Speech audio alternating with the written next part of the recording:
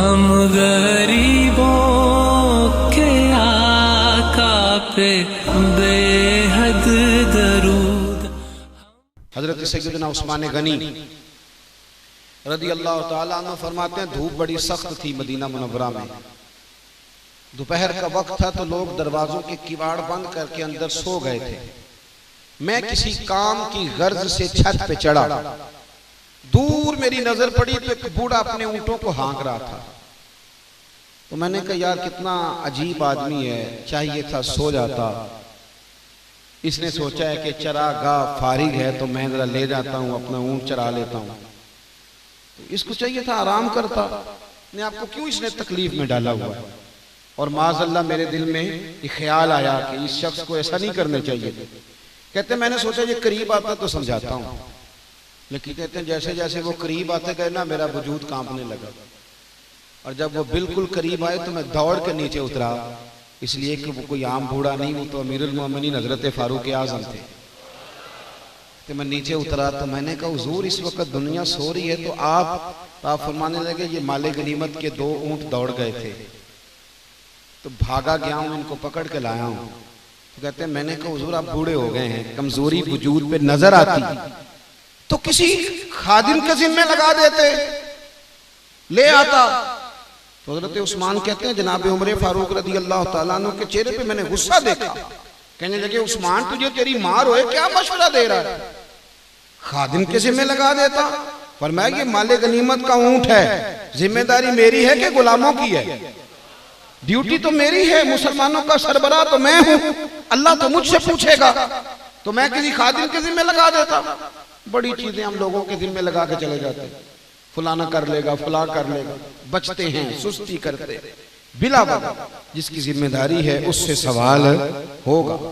एक मजमूई जिम्मेदारी है उम्मत मुस्लिमा की, वो है उखरिजत लिन्नास तअमुरूना बिल मारूफ व तनहौना अनिल मुनकर, नेकी का हुक्म देना और बुराई से, ये इज्तिमाई जिम्मेदारी है। 4.5 अरब के करीब काफिर हैं दुनिया में, उनको मुसलमान करना है, ये मुसलमानों की जिम्मेदारी है। उसके लिए क्या तैयारी है, क्या मनसूबाबंदी है, उसके लिए क्या प्लानिंग है। अब ना आसान हो गया काम करना।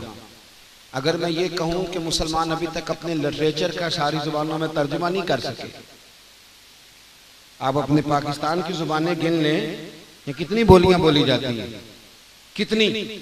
जरा आप थोड़ा सा, ये सियालकोट की पंजाबी और है और गुजरांवाला की 1 घंटे का फासला है और फैसलाबाद की और है। और जब आप गुजरात से सराय आलमगीर और आगे चले जाते हैं तो वहां फिर जुबान और है। ओ भाई, दीन का बड़ा सादा करके आसान करके पैगाम आम आदमी के जहन तक।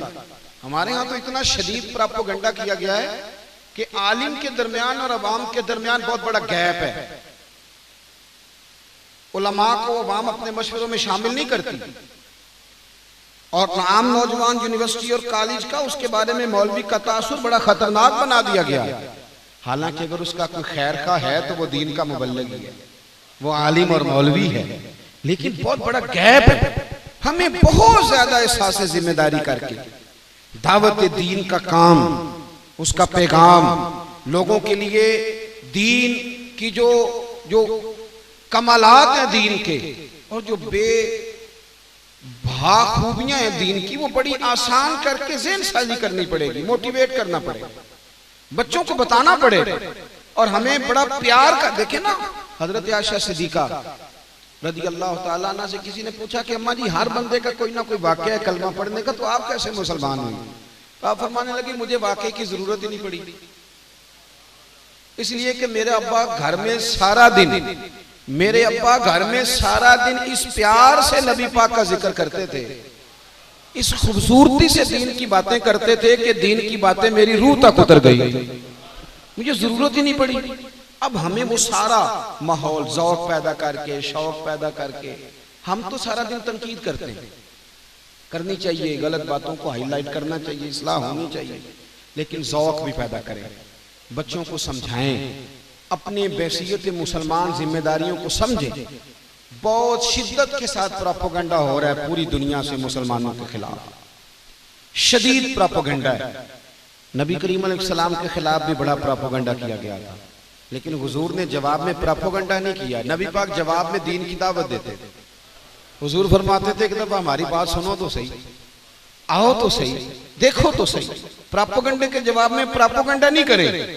हमारे यहाँ बहुत सारे लोग ना दिफाई महाज पे आ गए, नहीं जी नहीं, इस्लाम दहशतगर्दी की बात नहीं करता।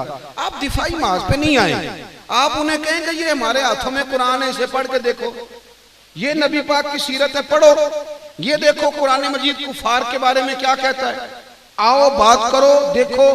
लेकिन हम अभी तक इस कोशिश से बड़े दूर हैं कि हमें बड़े शानदार तरीके से अपनी जिम्मेदारी का एहसास करना चाहिए। हमें बेनमाजी के लिए खास दिलचस्पी लेके उसे नमाजी बनाना चाहिए। जो बंदा कुरान मजीद सही पढ़ना नहीं जानता, उसके अंदर ये शौक पैदा कर देना चाहिए कि कुरान में बड़ी लज्जत है, ये बड़ी बाकमाल चीज है, उसके अंदर ज़ौक़ पैदा करना चाहिए ताकि वो आए। हमें कोशिश करनी चाहिए, मेहनत करनी चाहिए, लोगों के अंदर ये जज्बा पैदा हो, तड़प पैदा हो। जब शौक पैदा होता है तो फिर लोग आ ही जाते हैं। जब माहौल बन जाता है तो फिर लोगों की तबीयतें भी अल्लाह मोड़ ही देता है, बदल जाती हैं। अपनी जिम्मेदारियों का एहसास करें। एक हदीस पढ़ के बात खत्म करता हूँ। रसूल करीम सल्लल्लाहु अलैहि वसल्लम हुजूर ने फरमाया, तुम में से हर कोई निगहबान है और उससे उसकी रियाया के बारे में पूछा जाएगा। हर बंदे से सवाल होगा।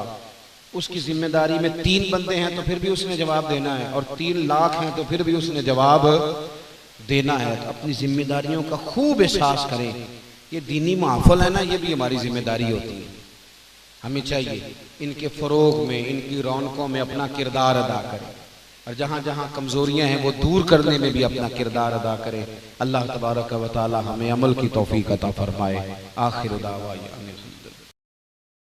और अगर आपने अभी तक हमारा चैनल सब्सक्राइब नहीं किया तो फौरन सब्सक्राइब कीजिए, साथ ही बेल आइकॉन पर क्लिक करें ताकि मजीद आने वाली वीडियो है वो आपको वक्त पर मिलती रहें। अल्लाह हाफिज।